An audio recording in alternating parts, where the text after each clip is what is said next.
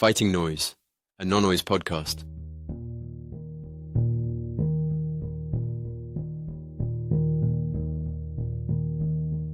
Bienvenue dans Fighting Noise, le podcast qui soutient l'innovation techno pour lutter contre le bruit et la pollution sonore. Aujourd'hui, je reçois un invité exceptionnel. Il est investisseur de l'année dans la catégorie VC. Mais plus important encore, mon invité a été entrepreneur. Il a revendu sa boîte à Publicis avant d'en diriger le digital et de passer côté VC. JP du fonds Isaïe, qui était en 2015 l'un des fonds les plus cotés de la place, il a aussi monté son propre fonds, Evergreen, qui s'appelle Wind, et qui est donc en 2025 le VC de l'année.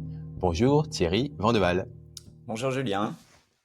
Merci beaucoup d'être là. Thierry, quand tu lances Wind en 2015, c'était pas un fonds à impact, sauf erreur de ma part. Ça l'est devenu quelques années plus tard. Est-ce que tu penses que le succès affiché de Wind aujourd'hui, VC de l'année notamment, c'est aussi lié à cette notion d'impact? Bah oui, je crois qu'en effet, alors quand on est lancé le premier fonds en 2015, on se lançait dans l'investissement, on n'en avait jamais fait avant avec Xavier. Enfin, on avait fait de l'angel, etc., mais c'était notre premier fonds. On n'avait pas raisonné en termes de vertical, donc on était fonds généraliste. Voilà, on faisait un peu de tout. Puis chemin faisant, on s'est aperçu on faisait quand même toujours un petit peu le même typologie de boîte, et donc in fine, quand on a lancé le fonds 2, on s'est dit c'est d'abord, on va faire quelque chose qui correspond un peu à ce qu'on a fait à la fin du fonds 1, ce qui était le plus logique. Et puis, d'avoir une stratégie, quelque chose qui embarque. C'est bien pour nous, parce qu'on se dit, au moins on sait pourquoi on se lève le matin. C'est bien pour nos LP qui savent pourquoi ils ont investi chez nous. C'est bien pour nos employés, les gens avec lesquels on travaille, parce qu'eux aussi, ils savent pourquoi ils sont venus. Donc, je crois qu'en effet, avoir une stratégie, et en plus, après, avoir une stratégie impact, c'est mieux que juste être très généraliste. Ce qu'on aurait pu faire, on aurait pu dire à la limite pour le fonds 2 aussi, on est très généraliste et puis in fine faire que les projets qu'on aime bien qui sont de fait impact. Mais on a préféré se limiter. Au moins c'est plus clair et ça donne une vraie direction. Top. J'ai commencé à te présenter, mais peut-être que tu feras ça mieux que moi, j'imagine. Donc Thierry Vandeval, qui es-tu? Je vais essayer d'aller rapidement, mais moi j'ai eu plusieurs vies entrepreneuriales. Donc je vais toujours parler avec mon associé Xavier parce qu'en fait ça fait 25 ans qu'on bosse ensemble et aujourd'hui le fonds on le fait ensemble. Donc je vais souvent utiliser le pluriel. Mais on a d'abord monté une boîte de data analytique quand on s'est lancé en 2000, hein, juste après l'école. On est tous les deux ingénieurs et on a monté une boîte de data analytique. À l'époque, la data analytique, il n'y avait pas beaucoup d'endroits où il y avait beaucoup de data. Les seuls endroits où il y avait beaucoup de data, c'était le CRM. Donc finalement, ça nous a embarqué vers les bases de données CRM et donc vers la communication, puisque finalement, on travaille avec des directions marketing et communication. La boîte s'est élargie, on est devenu finalement une agence web au sens large. Existe moins maintenant, mais à l'époque, c'était tout ce qui était autour de sites web, e-commerce.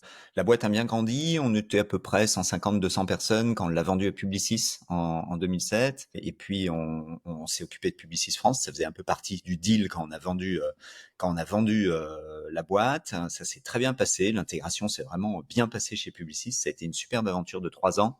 Et du coup, Publicis nous a demandé d'aller faire la même chose, mais dans l'autre sens, en Asie. Et donc, Xavier est parti à Singapour, moi à Shanghai, et pour diriger toute la partie digitale du groupe. Et là, on a fait l'inverse, qui consistait en fait, nous, à racheter des boîtes. Donc, j'ai dû racheter en un an presque une vingtaine d'agences. Donc, ça a été assez sympa, tout en Asie, un peu dans tous les pays d'Asie. Donc, ça a été une jolie aventure. Là, on a replongé dans l'aventure à Atelier Cologne, qui était une maison de parfum. Depuis la Chine, qui a été un très joli succès, aventure extraordinaire, et on a revendu la boîte en 2016 à L'Oréal. Voilà, et c'est là qu'on est rentrés tous les deux à Paris, et c'est là qu'on a lancé Wind 1, comme je disais, ça reboucle sur ce que tu disais, des fonds très généralistes, qui avaient aussi une particularité, c'est que le Wind 1 n'était qu'avec l'argent qu'on avait gagné de nos 2 premières exits, donc c'était très patrimonial comme fonds. On a beaucoup aimé ce métier, à être au contact d'entrepreneurs, avoir l'impression, j'espère le plus réel possible, qu'on les aide et qu'on avance avec eux. Et c'est pour ça que l'année dernière, on s'est dit, montons au niveau d'après en faisant un fonds plus institutionnel, dans lequel il y a aussi des gens externes qui souscrivent, qui est plus gros, qui pourront investir dans plus de boîtes. Et ça reboucle un peu sur ta question de stratégie, impact, etc. Le fonds 1, on n'avait pas tellement de stratégie claire, tout simplement parce qu'il n'y avait pas besoin d'en avoir. Quand c'est purement patrimonial, t'as rien besoin d'expliquer à personne. Et Pas de compte à rendre. c'est évidemment un fonds plus institutionnel, bah, on a des contreparties partout, des employés, des LP, etc. Et donc, c'est logique de dire ce qu'on va faire. C'était quand ce fonds 2 côté Le impact? fonds 2 est né tu vois, on l'a lancé en 2023, on a fait le premier closing en juin 2024. Donc le fonds est tout nouveau. Oui. Donc c'est vraiment récent. Il y avait Le fonds 2 2022-2023. est tout nouveau. C'est Wind est quoi le ancien, Oui? mais ça a été le fonds 1 pendant très longtemps. Et qui avait déjà eu des beaux exits Ouais, entre Win 1 et Win 2 qui t'a permis aussi, j'imagine, toi de remettre et de convaincre plus facilement, oui, ces LP? absolument. On va reparler de cette partie LP, ça m'intéresse aussi. Juste la notion d'impact. Tu dis ta stratégie tourne autour de l'impact. Est-ce que tu peux me donner ta définition de l'impact? Parce que l'impact, c'est devenu un mot très galvaudé en 2024-2025. En 2015, ça l'était. Je pense que c'était un mot inconnu d'ailleurs. Clairement, aujourd'hui, c'est quoi ta définition de l'impact? C'est le scope 3, c'est les SDG des Nations Unies. Quelle est ta thèse? Écoute, il y a deux choses. Il y a ce qu'on veut faire, ce qu'on aime faire et ce qu'on communique. Et puis, il y a, comme on est un fonds institutionnel, il y a les règles claires qu'on s'est engagé à Mhm. appliquer et qu'on va appliquer. Sur le premier, qui est le plus intéressant, quasiment, pour nous, on est sur l'adaptation au réchauffement climatique. Donc, on se dit, le monde de demain va changer. Le réchauffement fait que beaucoup d'industries, l'énergie, beaucoup de choses vont évoluer dans le monde et il est quand même important de s'adapter. Alors, s'adapter, c'est soit d'une part en résolvant les problèmes, donc s'il y a moins de CO2, moins de choses, etc., on résout d'une face la cause, mais on va aussi gérer les conséquences. On ne gère pas que les Mhm. causes dans le fond, c'est-à-dire on peut aussi dire de toute façon ça va se réchauffer quoi qu'on fasse malheureusement, et donc ça va générer des conséquences sur des économies, sur nos vies, sur les villes, etc. Si on peut trouver des solutions technologiques pour résoudre ou en tout cas s'adapter aux problèmes, c'est ça qu'on veut faire. Avec une vision très technologique, donc on va toujours avoir cette vision très on cherche les technologies qui peuvent nous permettre de nous adapter ou de gérer ou de mitiguer enfin les conséquences du réchauffement climatique. On va toujours être sur cette vision très technologique. Deep On est Tech? quelque part des techno-solutionnistes. Hein. Je sais qu'il y a des gens qui aiment pas beaucoup ce mot, mais en l'occurrence, nous, c'est le fait. Je suis pas en train de dire que la technologie sera Pour la tout réponse résoudre. à tout, Mhm. mais on est absolument persuadé que la technologie est en tout cas une partie de la réponse. Et nous, c'est là-dessus qu'on va se focuser en tant que fonds d'investissement. Donc ça, c'est pour la partie communication, ce qu'on veut faire. Enfin, pas que de la com, c'est ce qu'on fait réellement. Après, tu posais la question formelle, parce qu'en effet, le mot impact peut être un peu galvaudé, etc. Et d'ailleurs, on l'utilise assez peu, le mot impact. Nous, tu le trouveras assez peu sur notre site web, etc. Il se trouve que la réglementation européenne est très précise. Il y a des fonds qui sont donc article 9, ce qui est notre cas. Oui. Article 9, ça signifie plusieurs choses, mais entre autres qu'on va parfaitement respecter la taxonomie européenne. Et donc, on a une taxonomie européenne. Après, on rentre dans des détails un peu compliqués. La taxonomie européenne, il y a la mitigation, donc diminuer les émissions de CO2, et puis l'adaptation, faire en sorte que même si on les diminue pas, ou si en tout cas le climat se réchauffe, de toute façon, comment s'adapter. Et puis ensuite, du coup, cette taxonomie, alors il y a 4000 pages, hein, c'est une liste d'activités qui rentrent ou qui ne rentrent pas dans le sujet. Forer des puits de pétrole, ça rentre pas dans le sujet. Ça, cette taxonomie, elle est très précise. Et nous, on s'est engagé à la respecter complètement. Voilà. Et pourquoi ce choix d'aller vers le fonds vraiment institutionnel? Il y avait des étapes intermédiaires entre le fonds patrimonial, evergreen, pas de LP, assez tranquille. Le fonds vraiment institutionnel, rentré, article 9, hem, vous auriez pu passer par un fonds plus classique avec des LP privés, pourquoi En ce fait, choix? non, il n'y a pas beaucoup d'étapes Non? parce que en fait, soit tu fais un fonds non réglementé, ce qu'on appelle non Oui? réglementé, et là, quasiment, c'est soit avec ton argent ou c'est une famille, mais tu peux pas gérer l'argent d'autrui. Soit tu es réglementé, dès lors que tu gères l'argent d'autrui, alors je parle pas de tous les club deals, les SPV, etc., Oui. qu'on voulait pas faire parce que pour nous, tous ces trucs-là ont quand même des gros défauts d'alignement. C'est-à-dire, il n'y a pas un alignement réel entre les gens qui mettent l'argent et ceux qui le gèrent. Ah bah si tu prends du club deal comme on t'en propose ou moi on m'en propose régulièrement, Mmh. celui qui fait le deal est payé en fonction de ce que les gens mettent dans le club deal. Si ça marche pas, si l'investissement ne fonctionne pas, c'est pas grave pour lui. Il aurait été le carry, mais il aurait touché Il aura son arrêté le fee. charisme, pas très grave, mais il aura touché les fees. Dans un fonds, quand tu investis dans 20 boîtes, s'il y en a une qui marche pas, elle vient en déduction de celle qui a marché. Donc il y a un alignement dans un fonds formel, il y a un alignement total entre les LP, donc ceux qui mettent l'argent, et ceux qui le gèrent. Dans du club deal, et le club deal a plein de choses qui sont bien par ailleurs, hein, mais sur cet aspect-là, il n'y a pas d'alignement entre les deux. La personne qui gère le club deal est un peu plus comme un banquier d'affaires que comme un gestionnaire de fonds. C'est-à-dire, de toute façon, plus il vend les produits, plus voilà, c'est comme un banquier d'affaires. Et il n'y a pas de sujet, tu vois. Mais c'est un peu Ok. différent quand même. Mais c'est un autre. Donc nous, on voulait pas faire ça. Et du coup, t'as pas beaucoup de choix que de te faire réglementer, parce que dès lors que tu gères l'argent d'autrui dans un véhicule, de toute façon, il y a une réglementation et c'est obligatoire. Et à partir du moment où on était réglementé, là, en effet, tu as raison, on n'était pas obligé d'être à l'article 9, on n'était pas obligé de dire qu'on allait s'aligner sur la taxonomie. Ça, on aurait juste pu faire un fonds réglementé classique. Mais là, on revient au sujet d'avant.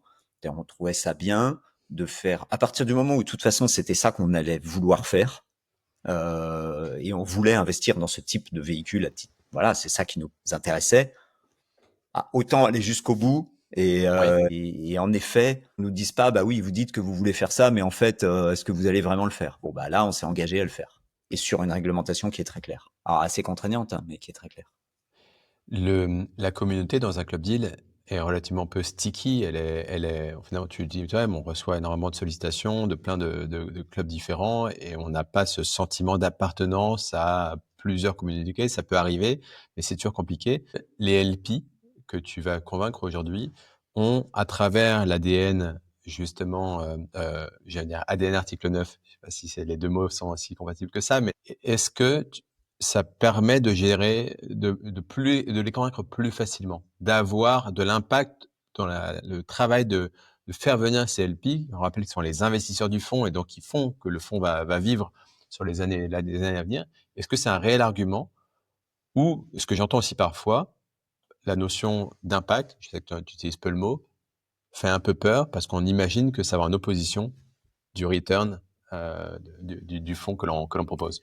Et ben, je pense que tout est vrai dans ce que tu dis. Les deux. Nous, on a dans nos LP des gens qui s'en fichent un peu qu'on soit article 9, s'en fichent un peu qu'on arrête la taxonomie. Ils ont investi sur notre tête à Xavier et moi. On dit oui, voilà, vous faites ça depuis 10 ans, vous co-investissez dans le fond, on aime ce que vous faites, on vient avec vous, on aurait, à la limite même, on n'aurait pas fait de l'impact, on ne serait pas gêné. Je pense que c'est une petite moitié de nos investisseurs, une petite moitié de nos LP sont venus pas pour la thèse en elle-même, mais plus pour ce qu'on est et ce qu'on a fait précédemment. Et le résultat du fonds, hein. Voilà, exactement. Ouais, les résultats, puis pas que les résultats, la façon dont on gère les boîtes, on a co-investi avec eux parfois, ils ont trouvé que la façon dont on gérait la boîte correspondait à leur vision de le faire, et donc ils se sont dit, bah tiens, on vous suit une deuxième fois. Et puis, il y a une moitié, qui je pense est une grosse moitié des investisseurs, qui en effet sont venus sur la thèse. Donc là, c'est est-ce que vous êtes bien article 9? Est-ce qu'il y a bien tout ça? Est-ce qu'il y a bien toutes ces contraintes? Parce que moi, je ne veux investir que dans cette thèse-là, et donc je suis content que vous soyez engagés à la respecter. Et puis, il y a aussi une troisième partie, mais là, je les vois moins par définition, puisqu'ils sont pas chez nous, qui vont estimer que dès lors qu'on est un fonds qui a des contraintes impact, on va moins performer. Et que bah, moins performer, ça les intéresse pas. Moi, je pense pas ça du tout. Je pense d'abord qu'il faut le faire au-delà de ça, enfin, d'abord, il faut le faire quoi qu'il arrive. Et en plus, je vois pas du tout pourquoi ça performerait moins. Oui. Je pense même qu'au contraire, si on trouve des solutions à un problème dont on est sûr qu'il va arriver, normalement, on crée plutôt de la valeur. Mais ça pas forcément la vie de tout le monde. Enfin, j'entends plutôt dire, finalement, quand on s'y intéresse, que les retours, les résultats des fonds d'impact n'ont absolument pas à rougir quand on compare ça à des fonds plus classiques, généralistes, qui allaient taper du SaaS, du B2B SaaS et qui maintenant vont taper de l'agent IA. Je trouve que les retours ne sont pas plus mauvais. Non, Après, c'est difficile d'avoir une vraie. il n'y a pas beaucoup de statistiques formelles et puis il faudrait beaucoup de recul là-dessus. Et puis, comme tu dis, la notion de fonds impact, elle recouvre beaucoup de choses. Et puis, tu as plusieurs types d'impact. Tu vois, nous, on est sur l'impact environnemental. Tu as des fonds qui sont sur l'impact social. Et il faut reconnaître que sur l'impact social, c'est probablement plus difficile de mixer performance sur un fonds et impact social. Je dis pas que c'est impossible, je pense que c'est plus difficile. Sur l'impact environnemental, les deux me semblent aller dans le même sens. Mais... Est-ce que tu as une grille d'analyse qui permet de comparer justement des résultats, des indicateurs de performance économique et extra-économique dans l'analyse de votre deal flow? Parce que en ayant la visibilité qu'a Wind aujourd'hui, je rappelais, d'ici de l'année, j'imagine que donc tous les dossiers arrivent à un moment donné sur votre table. Comment vous faites pour analyser ça et aussi analyser, même dans le portfolio existant, le vrai retour d'impact? Est-ce que vous avez Ah ouais, une ouais, grille, des méthodes de mais calcul? c'est même très formalisé. C'est très très formalisé. Et c'est formalisé pour une raison déjà simple, c'est que donc le carried interest, qui est le bonus en fait de performance dans les fonds, notre carried interest est lié pour Ouais. 50% à des critères financiers classiques comme il y a dans tous les fonds, et pour 50% à des critères non financiers. Et donc dès lors qu'on a lié 50% de ce bonus à des critères non financiers, ça veut donc bien dire qu'on est obligé de les suivre. On est obligé de les identifier et ensuite de les suivre. Alors, la façon dont on le fait, c'est qu'on va pour chaque boîte, à chaque fois qu'on investit dans une société, elle va avoir un business plan financier classique, normal, et elle va aussi avoir un business plan extra-financier sur un, deux ou trois critères. On va essayer de pas en mettre 10 parce que sinon on est perdu. Un, deux ou trois critères qu'on définit avec la société et sur lesquels on va s'engager. Pendant la due diligence ou Ouais, c'est au déjà? moment de l'investissement. Ouais, au Ok. moment de l'investissement. En même temps qu'on fait le business plan Mais, financier, en fait. d'accord, mais vraiment au moment de l'engagement. Ouais, L'engagement n'est pas lié à ce business plan extra-financier. un Si petit vous peu, prenez la si. décision quand même, si, d'accord. Si, on peut pas. C'est en amont de la décision. Ouais, c'est au moment de la décision. Ouais, c'est au Ok. moment de la décision. On fait ce business plan extra-financier. On va s'engager donc sur des KPI. Et puis, bah, à la fin, alors on va les suivre chaque année. Et puis à la fin, quand on vendra la boîte, puisqu'un fonds a toujours vocation à vendre la société 5, 6, 7 ans, 8 ans plus tard, bah là, on regardera si on a atteint les KPI, les critères qu'on s'était donnés au moment de l'investissement. Et puis, suivant l'atteinte ou non de ces critères, de façon pondérée sur l'ensemble des exits, bah, on verra si, en l'occurrence, le bonus nous est donné ou pas. Et en l'occurrence, pour qu'il y ait un alignement d'intérêt avec nos LP, donc nos investisseurs, qui sont les gens qui payent le bonus, eux, dans tous les cas, si les critères financiers sont atteints, ils le payent. Parce qu'on voudrait pas qu'ils soient incentivés à ce qu'on fasse des mauvais deals d'un point de vue impact. Et donc, eux, quoi qu'il arrive, si on atteint les critères financiers, ils vont payer le carry normal. Et si nous, il nous est pas dû en tout ou partie, parce qu'il y a tout ça est décrit dans le règlement. Dans ce cas-là, c'est donné à des fondations. D'accord. Voilà. Ah, ça c'est un point que j'ignorais. Ouais. Ok. Ouais, c'est pour qu'on n'ait pas De de. votre choix? C'est le choix entre nous et puis nos LP. Ça a été une D'accord. décision commune de dire que c'est légitime que si les critères financiers sont atteints, ils payent le bonus. Et en même temps, nous, c'était légitime de dire que si on n'atteint pas les critères extra-financiers, il nous est pas donné. Et donc, ensuite, se poser la question de ce qu'on en fait. D'où les notions de fondation. J'en viens au bruit, qui est le thème de ce podcast. Quand on s'est rencontrés la première fois, tu m'as dit, tout de suite en entendant le sujet, tu m'as dit, tant que c'est pas régulé, c'est difficile. Quelle est la perception déjà que tu as, premièrement, du sujet de la pollution sonore?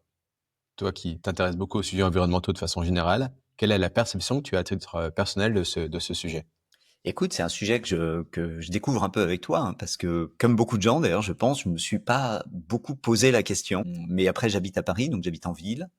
Donc d'abord, le bruit, je le vis tous les jours, comme tout le monde en fait, et c'est pas très agréable. C'est sûr que la terrasse du café, place du Trocadéro, au milieu des voitures. Après, j'ai lu un peu comme ça, je suis pas spécialiste, que en effet, ça posait de problème à toute la biodiversité, qui parfois a du bruit. Il y a certains endroits, il y a pas de bruit, mais quand on est dans le bois de Boulogne, pour la biodiversité, je pense que c'est un peu compliqué. Mmh. Et donc oui, c'est bon ni pour les animaux, ni pour nous, ni même pour la flore, de ce que j'ai compris, mais je vois ça de loin. Donc oui, je pense que c'est un sujet qui, à mon sens, est hyper important, beaucoup plus important qu'il en a l'air, mais qui aujourd'hui est pas, comme tu le disais au début d'ailleurs, est pas vraiment sur la table, et pas, on en parle peu. Donc après, quand je te disais réguler, là, j'avance peut-être un peu directement, mais pour qu'une boîte existe, c'est la différence entre une ONG et un fonds. Nous, on investit dans des boîtes qui ont un business model. pour qu'une boîte existe sur tous ces, tous ces sujets impact, il faut soit qu'il y ait réellement un modèle économique qui soit pas lié à la réglementation, et ça peut arriver, notamment sur l'environnement, parce que le climat changeant, de toute façon, bah, peu importe la réglementation, il fait quand même plus chaud, hein, donc il faut s'adapter. Mhm. Mais sur d'autres sujets, sans qu'il y ait la réglementation qui impose de bouger, ben c'est dur d'avoir un vrai modèle économique. Aujourd'hui, voilà, mettre des panneaux solaires ou essayer de consommer mieux a pas un intérêt direct. Forer du pétrole, ça coûte moins cher. S'il n'y a pas la réglementation qui impose, avec des crédits carbone, avec tout un tas de choses qui imposent, c'est dur d'avoir une boîte qui trouve son modèle économique. Et je pense sur le bruit, c'est peut-être un peu ça. Mhm. S'il n'y a pas une réglementation qui dit bah demain il faut qu'il y ait 4 fois moins de bruit, bah est-ce que les constructeurs automobiles ou etc. les fabricants de scooters ont vraiment un intérêt à faire un truc qui pollue pas? Et si par contre il y a la réglementation, bah il va falloir inventer des technologies qui font que le moteur fait moins de bruit. Enfin, c'est un exemple, mais Oui. Alors, les réglementations aujourd'hui existent dans tous les secteurs et en effet euh, sont en fait améliorées en permanence. C'est que c'est pas du jour au lendemain. L'exemple de la mobilité, des moteurs automobiles sont déjà limités depuis très longtemps. ouais. Ce qui fait que l'électromobilité qui arrive n'est pas une solution au problème du bruit de la mobilité parce qu'en fait, les moteurs sont déjà tellement réglementés depuis un certain temps qu'en fait, 70% du bruit de la mobilité des voitures, c'est le contact entre le pneu et la chaussée. Donc la réglementation, elle impose au moteur, mais ça n'a pas d'impact réel. Et le bruit et la mobilité est le bruit qui gêne le plus de personnes. Après, il y a le bruit dans le bâtiment, parce que les personnes qui sont impactées par la mobilité sont en général moins dans la rue où tu sais ce que tu vas arriver, donc ça tombe dans le bâtiment. Et là, il y a des réglementations, mais qui sont en effet assez légères, qui ont tendance à se renforcer avec aussi du lobbyisme et des acteurs qui, en ouvrant les chakras, permettent d'augmenter ça. J'aime bien poser la question de cette façon-là parce que pour les personnes qui, comme toi, découvrent un peu le sujet, tu en as une conscience intellectuelle, mais tu ne le vis pas au quotidien. Si un incident, ce que je ne te souhaite pas, mais se produit autour de toi, chez tes proches ou autres, à cause du bruit et de cette pollution sonore, et que ça devient ton sacerdoce. Oui, aujourd'hui, tu crées No Noise que j'ai décrit ou No Noise 2 ou appelé comme tu veux, tu crées quelque chose. Comment tu vas tacler ce sujet, justement, sachant qu'on le sait, on l'a dit, réglementation limitée. Est-ce que tu vas essayer d'améliorer la réglementation? Est-ce que tu vas essayer de trouver dans ce qui est réglementé? Comment toi, en tant qu'entrepreneur, investisseur, tu vois ce type de solution? Parce que je te le dis, de toute façon, à terme, il faudra apporter des solutions, il faudra financer ces solutions. Bah, moi, j'ai toujours ça a été toute ma vie, j'ai adoré l'innovation et j'ai toujours travaillé dans l'innovation et c'est ce que je fais. Donc, je chercherai des innovations qui permettent que le bruit, en l'occurrence celui qui m'aura embêté, enfin, ou que j'aurais vu, n'existe plus. Et je suis sûr qu'il y a plein d'innovations sur ces sujets-là. Après, il y aura probablement, si je fais le parallèle avec l'environnement, un petit nombre de cas de figure où il y aura un modèle économique en soi qui tourne parce qu'on innove pour quelque chose qui fera moins de bruit. Et il y a plein de gens qui ont intérêt à avoir quelque chose qui fait moins de bruit. Donc, l'innovation trouve son modèle économique tout seul. Je sais pas moi, des parois acoustiques 10 fois plus efficaces que les parois d'aujourd'hui. Bon, bah ça, dans le bâtiment, ça peut s'acheter sans qu'il y ait besoin de subventions ou de quoi que ce soit, Mhm. ou de réglementation, tout simplement parce que les gens, en effet, bon, ils en ont marre d'entendre leurs voisins. Et donc ça, il y a des choses à faire. Et puis, il y aura quand même un pourcentage, à mon avis, supérieur à la moitié, où ces innovations, elles seraient géniales, mais elles trouvent pas de modèle économique parce que, entre guillemets, tout le monde s'en fout individuellement. Le bruit, il est Oui, là, mais ça vaut pas le coup d'investir. mais personne va dire, bah, je suis celui qui investit parce que, voilà. Et ça, c'est un sujet de réglementation. S'il n'y a pas la réglementation qui pousse, il se passe rien. Tout le monde trouve que c'est dommage qu'il y ait ce bruit, mais il se passe rien. Donc il y a vraiment les deux. Et dans l'impact environnemental, là, on retrouve les mêmes choses. Hein. Il y a des business qui tournent sans réglementation parce que l'intérêt est bien vu de tout le monde. Et il y a un modèle économique individuel ou d'une société, mais en tout cas de un acteur. Et puis il y a pas mal d'autres sujets qui eux, sans la réglementation qui pousse, ne sortent juste pas de terre. Ce sont les mêmes investisseurs derrière, entre les startups qui auront une innovation solutionnant, enfin, tout ce qui va être réglementé, et les startups qui ont déjà trouvé un business model économique viable à travers la demande. Est-ce que ça se finance de la même façon? Est-ce que c'est un VC case ou pas, selon toi? Ouais, ouais, les deux se financent pareil, puisque dans les deux cas, on parle d'un business. Voilà, sauf il y a un cas où le business tourne tout seul, dans l'autre cas, il ne tourne que parce qu'il y a des gens qui ont donné un incentive.